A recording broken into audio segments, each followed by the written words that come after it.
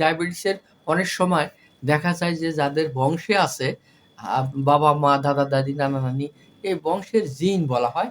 এটা হলো হেরিডিটি। তাদের জিন থেকে তার বাচ্চাদের জিনে পরিণত হয়ে ডায়াবেটিস হতে পারে। এটা মানে সুতরাং একটা হলো অ বংশগত।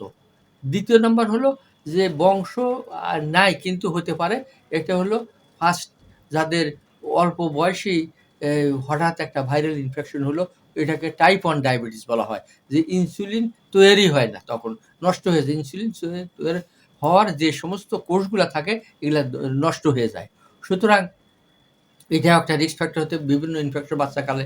আরেকটা জিনিস বলে যে এটা অ এখন অ বাচ্চাদের যখন বাচ্চা মার যখন ডেলিভারি হয়ে গেল, বাচ্চা হয়ে গেল, বাচ্চার অন্তত মানে কয়েক মাস পর্যন্ত গরুর দুধ খাওয়ানো নিষেধ। এই প্রোটিনটা অটোইমিউন অটো অ্যান্টিবডি তৈরি হয়ে ওই বাচ্চার যেখান থেকে ইনসুলিন তৈরির সেলগুলা আসে, সেটা বিটা সেল বলা হয় বা ইনসুলিন তৈরির সেলগুলা এগুলাকে নষ্ট করে দেয়। যার ফলে পরে ডায়াবেটিস। সেইজন্য আমরা এদিকেও একটা নজর রাখবো যে বাচ্চারা ১ম বছরের দিকে যেন আ মানে ব গা গাভীর দুধ আ না খাওয়ায়। বাচ্চার মায়ের দুধ সবসময় 100% ভালো এইজন্য।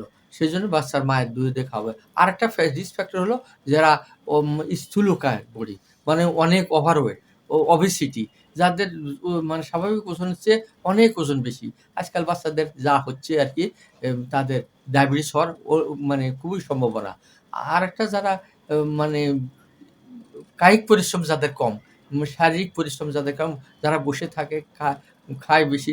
আবার যাদের দেখা যাচ্ছে যারা ভোজন বিলাসী, অতিরিক্ত খাইতে পছন্দ করে এবং আ সেই হিসাবে তাদের মানে পরিশ্রম নাই।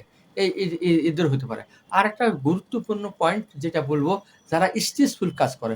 একটা দেখা গেছে আজকাল যারা স্ট্রেসে বেশি থাকে তাদের ডায়াবেটিস হওয়ার অনেক সম্ভাবনা থাকে এবং তাদের অল্প বয়সেই দেখা যায় যে ডায়াবেটিস হচ্ছে। এইজন্য যাদের যতটুক যেভাবে থাকা দরকার ওইভাবে থাকা দরকার, থাকা উচিত এবং তারা যেন অতিরিক্ত স্ট্রেস কাজটা না নেয়।